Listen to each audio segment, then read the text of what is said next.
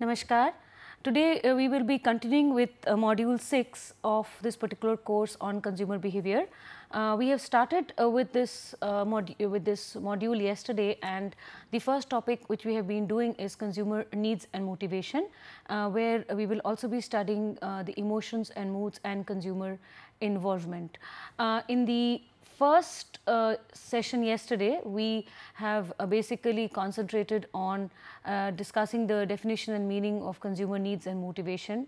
We have also discussed the nature and diversity of consumer needs, goals and motivation.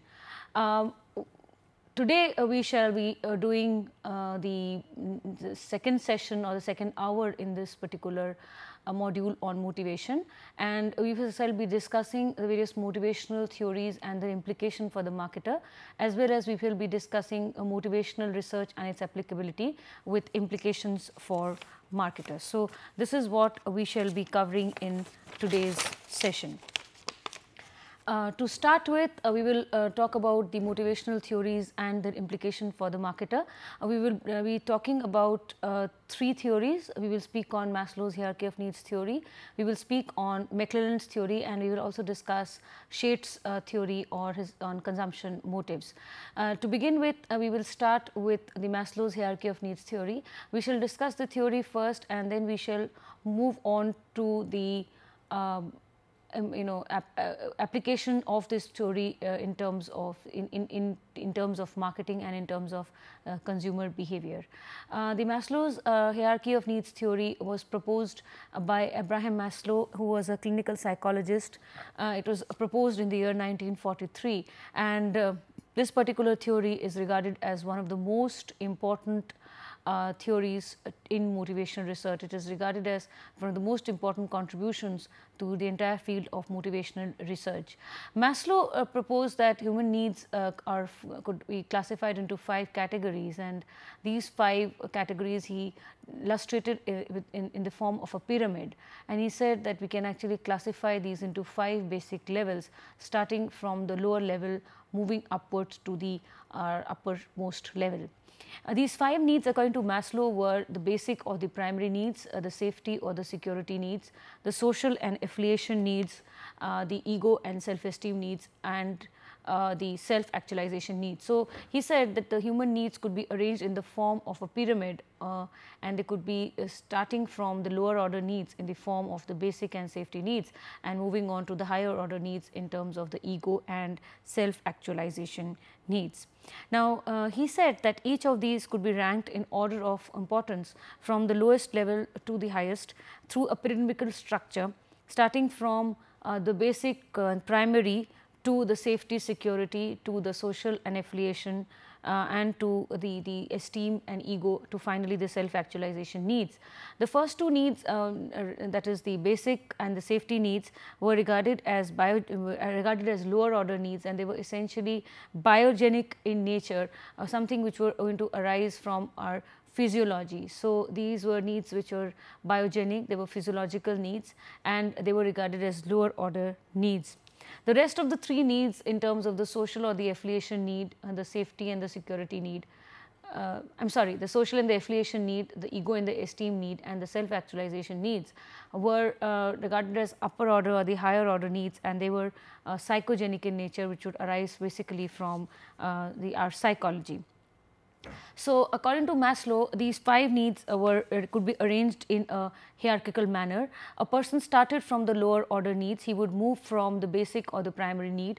Once that is fulfilled, he would move to the safety and the security need. Once that was done, he would move to the social and the affiliation need, and then to the ego or esteem need, and finally gradually move towards the fulfillment of the self-actualization needs. So, the person would actually start with fulfillment of lower order needs or the biogenic needs, and move up to fulfillment of the higher order or the psychogenic needs. Maslow also said that a person could not move to another level till the first middle was satisfied. In other words, until unless the basic need was satisfied, person would not move to the safety need, and until unless the safety need was satisfied, he would not move to the social need, and so forth. So, once a particular level of need was satisfied, it ceased to be a motivator and person moved to the next. And this is how he explained the theory. It was indeed a pioneering move on the work of Maslow, and it is a theory which has been regarded as to be very versatile, which can be applied, which has been applied to a large number, across social science disciplines. In fact, our consumer behaviorists have found the versatility of the theory to be extremely useful, and while testing consumer motivation. And the 5 needs and the terminology have been universally used and tested across disciplines. In fact, the need classification is generic enough to include the various needs that individuals possess or that consumers possess. However, critics have said that the pyramidal structure of the theory is something which fails the test of real life situations and practical testing. What they meant was that these needs are not necessarily fulfilled in an order, and very often 2 or more needs can be fulfilled at the same time. Also, it could be seen that a particular need could be sacrificed for another. So, while even consumer behaviorists have pointed out the limitation, especially in the sense where consumers moving hierarchically across needs from lower order needs to higher order needs. In fact, consumers experience multiplicity of needs and wants, and often satisfy these needs simultaneously rather than looking at them in isolation or in at their relativity. Also, consumers could sacrifice one need or want for another. So, that this is the reason why this particular theory has been criticized. Nevertheless, the work is regarded as a pioneering work. The classification of the needs and the terminology used is universally accepted and has been tested across a variety of disciplines, particularly in social science. Let us now come to discussing the implications of the particular theory. Now, the 5 need classification clearly spells out various reasons for which people get motivated towards product or service offerings. Okay, so if you see all the 5 needs, we will see that the 5 needs or the 5 generic needs as proposed by Maslow clearly tell us why people buy certain kinds of products and services, and why they get motivated to buy certain products and services. For example, when it is food, or when it is of water, or when it is house, it is basically people buy food or water or house to fulfill their basic primary and or physiological needs. When it is buying of life insurance policies, or when it is opening savings and current account in banks, people are generally are fulfilling their safety or their security needs. I mean, looking at their social security in the long run. When it is membership to clubs, or when it is buying very expensive houses in residential societies, it is basically trying to show how social and affiliation needs are being met. So, membership to clubs, buying houses in cooperative societies or residential societies basically help meet consumers' social needs. Buying cars, penthouses, jewelry, very expensive farmhouses, real estate, property, membership to premium club societies. These are basically they portray consumers need for ego, need for esteem, and by buying expensive cars or real estate or investing in lot of property, etc., and basically buying property in very expensive areas or expensive localities could basically show how people want to exhibit their social and esteem needs. And then finally, admission to prestigious colleges, or admission to professional courses, whether it is MBA or whether it is architecture, or whether it is going in for trying to take admission to tutorial classes or coaching classes for for competitive exams like the IAS or the banks, etc., they basically fulfill, they basically show how consumers want to fulfill their self-actualization need. So, the 5 needs basically clearly tell us how why and how people buy different kinds of product and service offerings, and why they get motivated towards buying such offerings. So, it could help marketers clearly understand consumer behavior and their needs. Now, based on the need pattern and based on the motive for purchase, the marketer can identify vital clues for segmentation and positioning. So, keeping in mind the need motive pattern or the need motive drive, he can identify the segment that would be most lucrative to a product or service offering, and then he can devise his his marketing mix or his marketing program in a manner that best suits the segment and position himself accordingly. So, based on the need of the people and based on the motives which drive them in the need, want, satisfaction chain, the marketer can basically identify the most viable segment, and this will give him clue for segmentation and targeting, and then being able to position his offering accordingly. Let's take an example. For example, you have Maggi 2-minute noodles. Well, the need here is hunger. The motive is a quick snack, very easy to cook. The market segment will be children, will be teenagers, and the 4 Ps or the mix is in terms of small packs, very attractive color and packaging, fun and social appeal in the advertisements. Similarly, you have another example which we could discuss, which is the close-up gel toothpaste, where the motive is that it prevents bad breath. The major segment is the teenagers and the youth, and the mix is in form of 3 different varieties: red regular, blue crystal, and green natural and menthol. Again, very attractively packed, very attractive color, packaging in various sizes, and the social appeal being used in the advertisement. Similarly, you have the Maruti car. We take the example of a Versa, where the motive is traveling together, and the major segment is large families, upper middle class segment, and the mix is in the form of a large vehicle with double ACs, 5 doors, priced at somewhere around 6 lakhs. So, based on the various needs of the people and based on the motives which drive them to towards a particular product or service offering, can help indicate to the marketer very vital clues with respect to how he should be segmenting his market and how he should be identifying segments, targeting them, and positioning his product accordingly. It will also give him an insight into how he should devise his 4 Ps to be able to provide to the customer segment the best possible mix. Then we could come to the next application or the next implication for a marketer. The marketer could also benefit from the versatility of the theory, where varied appeals for a product or service offering can be developed through the 5 levels of needs. So, because people have different needs and these get translated into different motives, we see how a particular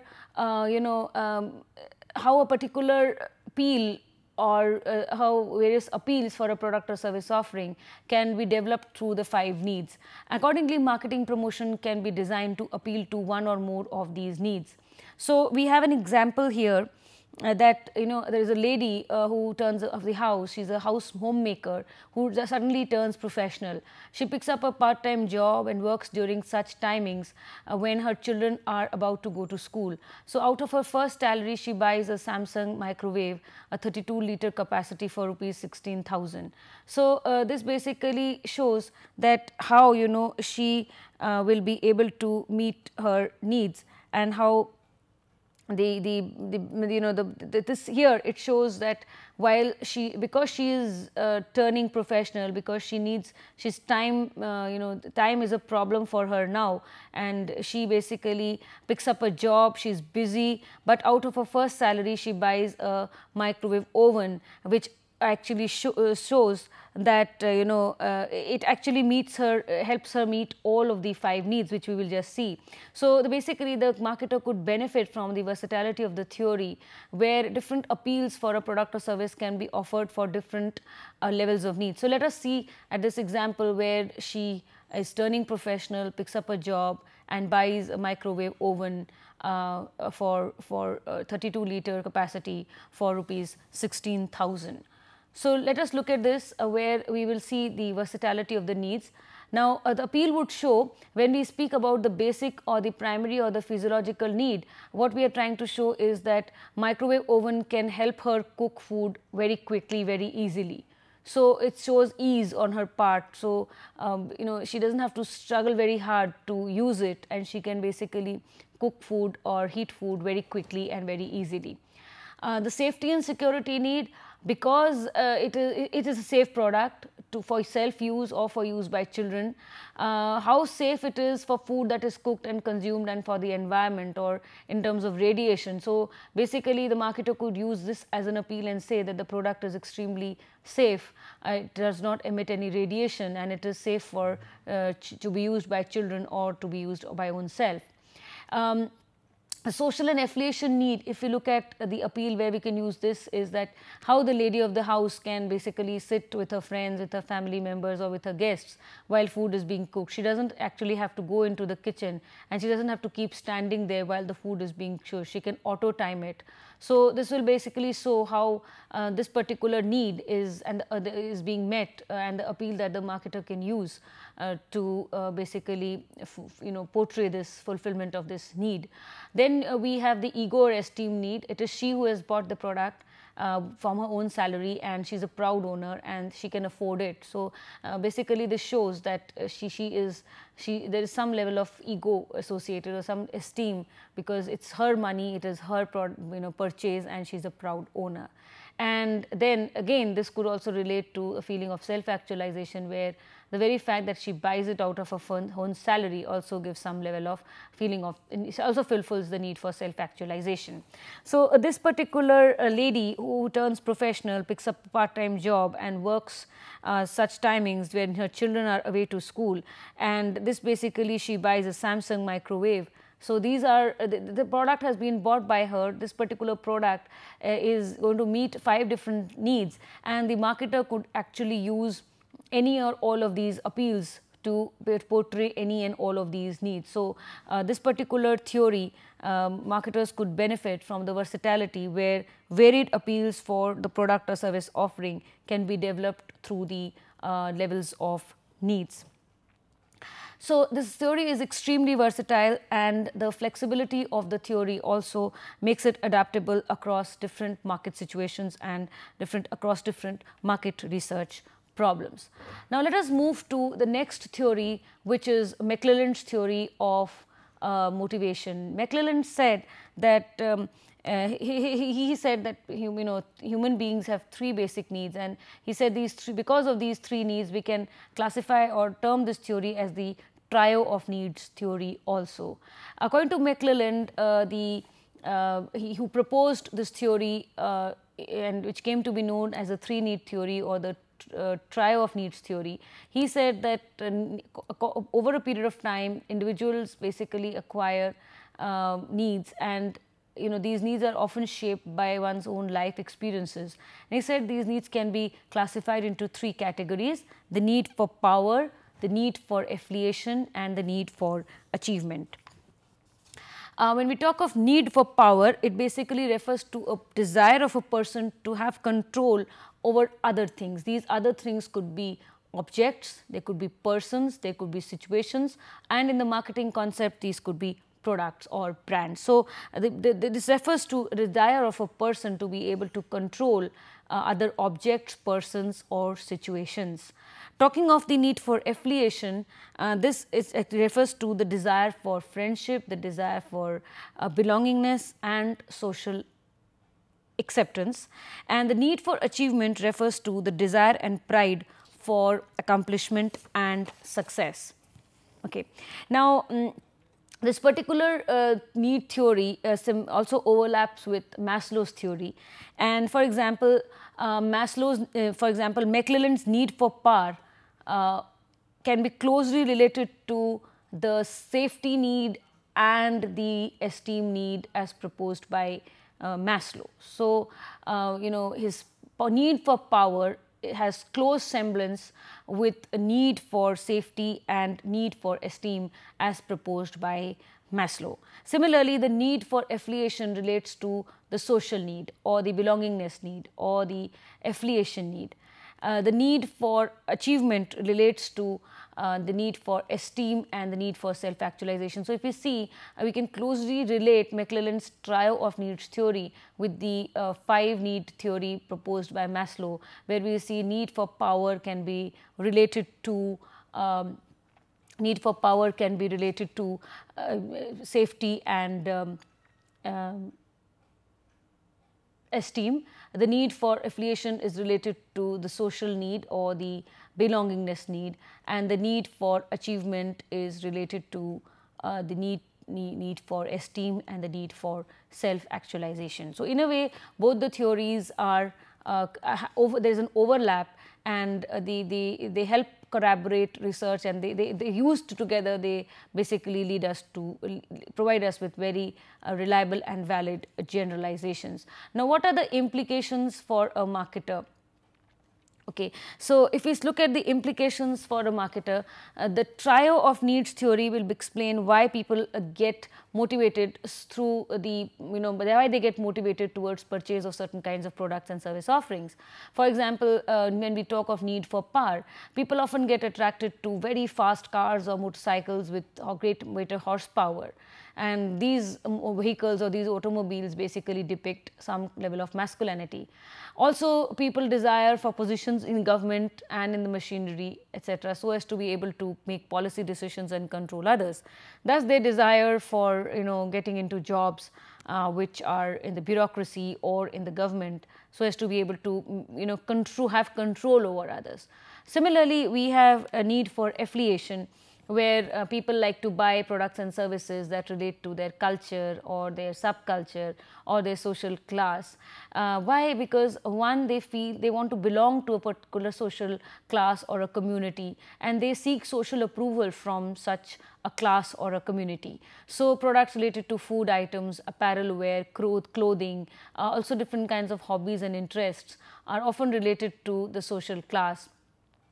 People desire going on holidays together, or they desire partying and celebrating together, and they often, a lot of products are portrayed as on usage of occasions like chocolates, or a lot of products are portrayed where they show partying and celebrating together, like cola beverages or cold drinks or ice creams, or a lot of other snacks and beverages which are shown. They all basically show how people are using them together, and so they basically depict they can be related to need for affiliation. People like to holiday together. Holiday packages as prepared by tourist and travel companies again actually depict the need for affiliation. Also, need for achievement. People want to qualify certain important exams leading to admission to premier colleges, or to admission to very good professional courses like law, medicine, business administration, etc. So, they join a lot of coaching institute or tutorial classes, and this basically depicts how people get motivated towards purchase of certain product and service offerings which actually relate to fulfillment of their needs. Drawing upon the needs and the relevance, drawing upon the motives, the marketer can again develop effective segmentation and positioning strategies. Like, for example, we have the need for power. Okay, so if you see the trio of needs theory, where we are going to speak of examples, for segmentation and positioning. So we have the need for power, and segmentation and positioning strategy will here mean that basically need for power means need to control other objects, other persons, other situations. So here you have an example where a particular product like kerosene is shown, or a product like Saradon is shown, which is going to control a headache, or it's going to control some pain and agony. So you have the example here, control over headache, pain and agony. The segment is the youth, the middle-aged or the old. The product could be a Saradon or a kerosene, and the positioning strategy is in terms of the agony appeal. Similarly, you have people who want to control our speed or power or travel.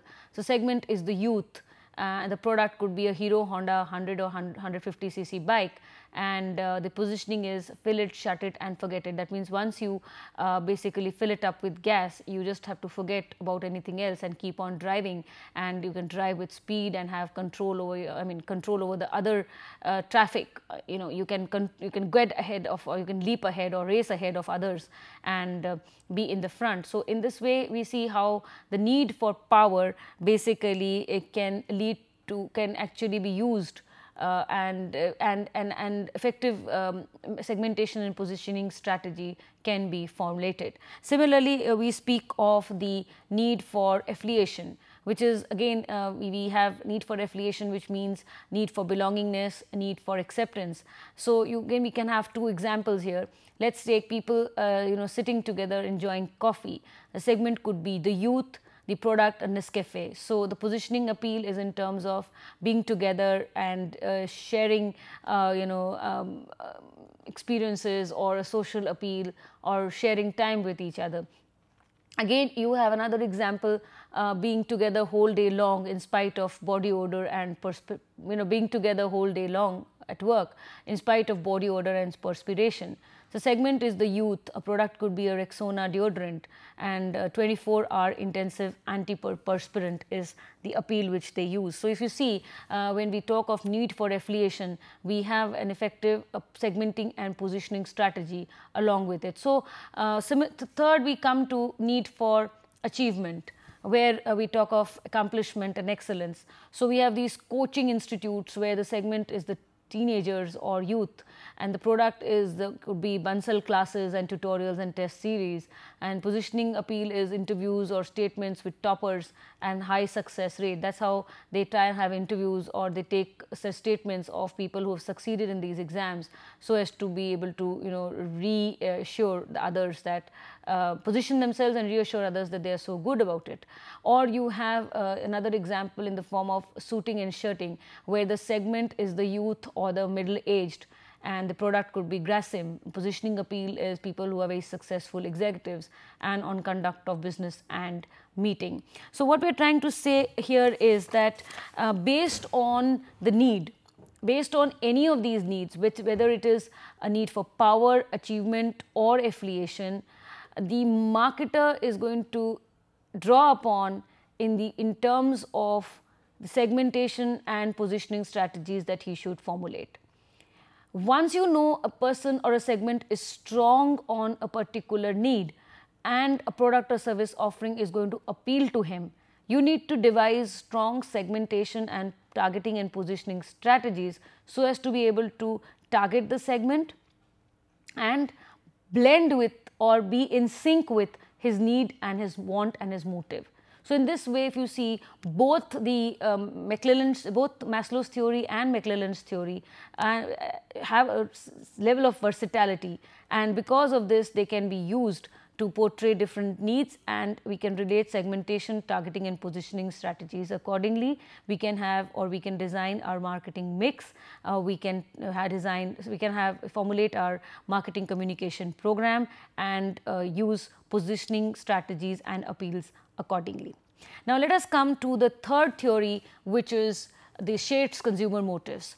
Professor Jagdish Sheth proposed a classification of needs which is more pertinent to the field of marketing, and while he was researching on the travel agency, basically he was researching on the travel industry, his findings are applicable across a wide range of product and service offerings.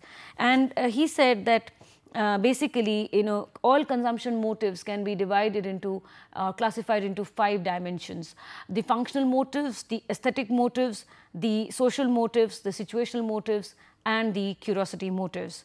Now each of these is oriented to achievement of certain goals. So Jagdish Sheth, Professor Sheth said that each of these 5 dimensions are basically related or oriented to achievement of certain specific goals. For example, functional motives, this refers to the utility of a product or service, the utility and the functionality or the utility and the function that the particular product performs. So, functional motives are more related to the utility, the performance and functionality of the product. Aesthetic and emotional motives refer to attractiveness in terms of looks, attractiveness in terms of appearance of goods and services. The social motives basically here refer to the esteem value related to the product or service. Mind you, he studied social motive in terms of esteem, and he said the social motives basically depict the esteem associated with the product or service. The situational motive basically referred to things which are unexpected, unanticipated, and these are unexpected and unanticipated benefits attached to a particular product or service actually help meet situational motives. These could be in the form of rebates, these could be in the form of discounts, these could be in the form of other allowances. And curiosity motive is the interest aroused by a particular product or service. So, I repeat, we speak about functional motives which actually pertain to the functionality and the functionality, performance and utility of a product. The aesthetic or emotional motives which relate to the appeal, the attractiveness or the aesthetics of in terms of appearance, which will lead to positive emotions. The social motives pertain to the esteem related to the product or service. The situational motives refer to the unanticipated and unexpected benefits that come along with the product or service offering, which could be in the form of a rebate or a discount or an allowance. And finally, we have the curiosity motive, which basically means it is something which is aroused or created by the product or service itself. So, these are the 5 different motives. Now, what are the implications for a marketer? Now, a marketer could basically benefit from the versatility of the theory again, where each of these varied motives, each oriented to achievement specific goals can be better explained. So, let us have an example where we see a person in suburban Mumbai. He turns successful as a businessman. He now desires to migrate to the posh Juhu area of Mumbai and purchases a bungalow in a posh locality next to this beach or next to the seaside. So, you have, we'll discuss an example here. A person who earlier resided in suburban Mumbai becomes very successful as a businessman and now desires to migrate to a posh Juhu area in Mumbai, and he purchases a bungalow in on the seaside in Juhu. Now, what are the different kinds of motives which will be basically fulfilled? Let us look at the functional motive. Now, the functional motive will be related to the functionality or the utility or the performance of the product. So, here it means that he has a place to stay. So, the functional motive is that he is now going to have a place to stay. That is where a functional motive is being met. Then aesthetic and emotional motive, where it is a good looking bungalow next to the seaside. It has got very appealing indoors and outdoors, interiors and exteriors. It is a beautiful location next to the seaside, and there are a lot of, you can see the beach from there, and it overlooks the beach and a lot of palm trees on the beach. So, here you have the aesthetic or the emotional motive, where he is now in a place which is a very beautiful house with interiors, with exteriors, and a lot of good view around his house, where he has the beach around his house, and there he sees has palm trees on the beach. So, it is very good looking, aesthetically appealing. So, we are going to meet the aesthetic motive. The social motive, now social, as we said earlier, is going to relate to the esteem. So, here what we mean is it reflects his upper class status, it reflects his lifestyle, it affects his values. So, this house in Juhu on the seaside is basically going to be reflective of his status, of his class, of his lifestyle and of his values. When we talk about the situational motive, we can say that it was bought at a good bargain. It was bought unexpectedly. The person who owned it earlier was desperate to sell it, and so he sold it off to this person at a very good price. I mean, this person was able to get a good price for it, and once he was able to go in for a lot of bargain, and he was able to buy it at a lower price than what was actually demanded by the previous owner. So in this way, because the previous owner had to sell it under desperation and agreed to a huge bargain, and this new person, new resident, was able to get it at a lower price. So we say that it is a situational motive which has been met. And finally, we have the curiosity motive, where it actually relates to the interest aroused by the product or service. Our businessman actually always wanted to experience a house on the beach, or with palm trees all around, with sea breeze and with rich people in his locality. And so this is a new experience for him. This is going to arouse a lot of interest in him. And so we see that the different motives are being met, and this particular house in Juhu is, through this particular example, we can depict, or we can illustrate all the 5 needs as being met by the, all the 5 motives are being illustrated through this purchase of this house in the posh area of Juhu. So if you see all these theories, whether it is Maslow's theory, or it is Mcclelland's theory, or it is Jagdish Seth's theory. 1, they propose a set of needs. They give us a classification of needs. 2, they show how these needs are very versatile. Okay, they are generic in nature and basically identify or are reflective of all the needs which individuals can possess.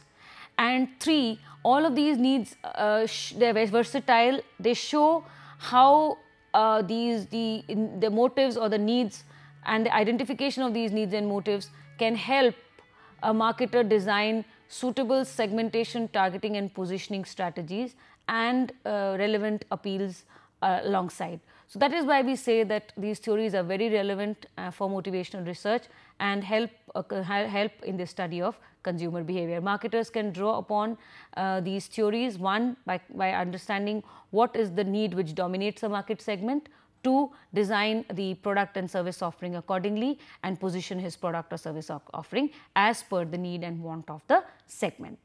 Now, let us come to the next topic, which is motivational research and its applicability. What are the implications for a marketer? The first thing which we will speak of is that these motives are very hypothetical in nature. They vary across people, they vary across situations, they are abstract, sometimes they cannot be clearly identified by people themselves, and they could also remain outside the purview of exact definition and measurement by researchers. The measurement of these motives and the various processes which underline the consumption processes have been a subject of debate, have been a subject of discussion. Consumer behavioral scientists and consumer behaviorist researchers have used a large number of tools to basically measure these motives. These could include surveys, they could include projective tests, and observations to basically study consumer behavior. And these tools are extremely useful, but if used in conjunction with each other, because when they complement each other, drawing up of valid generalizations and reliable findings is easier. The motivational researchers basically attempt to identify these underlying motives or desires and feelings, and then they try to understand corresponding consumption patterns. The understanding has relevance and applicability for marketing managers who could benefit from such research for reasons that are many. One, let us speak of what could be the benefits of understanding motivational research, and how could these basically act as how could they help a marketer. So let us speak about these. Motivational research basically helps discover and identify the various forces, the needs, desires, urges, drives and resultant behavior in the marketplace. So basically, when we go in for motivational research, either through surveys or through observation or through projective techniques, they will help us explain the actual reasons underlying consumer behavior.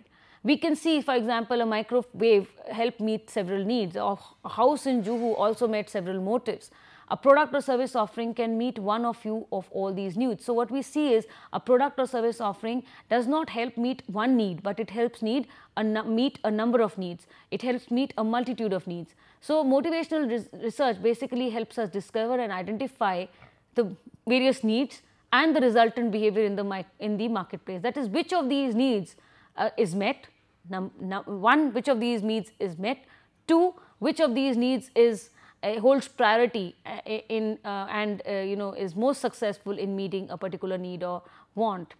This is one. The second thing which we talk of is that the marketer could use findings from motivational research to influence consumer decision making to his favor.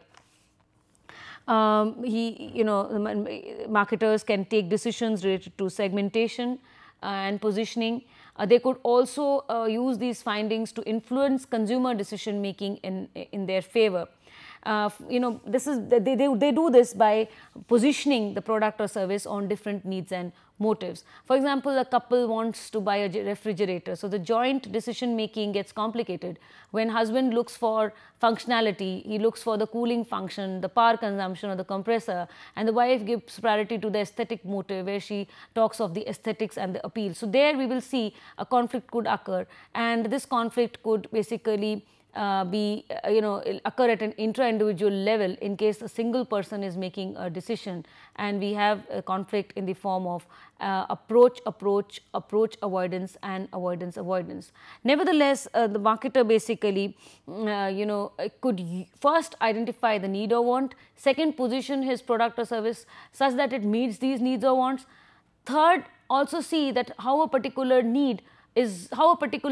product or service offering will help meet a number of needs, okay, and then also help influence consumer decision making to their favor by saying yes, this particular product or service offering meets this particular need or motive and could be positioned in this form.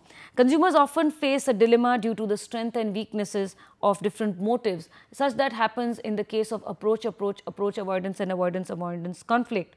So the marketer could basically use this opportunity to his favor when he is able to understand the underlying motive which dominates or which overpowers the other motives. So in the marketer, once he identifies this motive, he can use this motive as a decision rule, and he can use this motive as a part of his decision rule and evaluate and help the consumer evaluate the brand favorably. So we can relate this to the non-compensatory rules in decision making, which we have discussed earlier in the form of the lexicographic rule, if you remember. So the marketer can relate his brand to a particular benefit that the consumer segment feels. So if he feels that the decision for a refrigerator would end up with a male dominated decision, he would stress on the functional benefits, and on the other hand, if he feels that the decision would be a female dominated decision, in that case he would give priority to the aesthetics and to the emotional part. So the marketers basically could use the findings to influence consumer decision making, one by positioning, two by showing how the particular product meets the different needs, three by understanding what or who will dominate in the decision and position him and his product accordingly, and four by also showing how different needs can be met, and again, as I said, use certain attributes which he feels are more important as a part of the lexicographic rule. Consumers will prefer buying a particular product which has certain features which the consumer feels are most important. Again, we could also say that the knowledge of consumer motives can help a marketer trigger off certain motives to his advantage.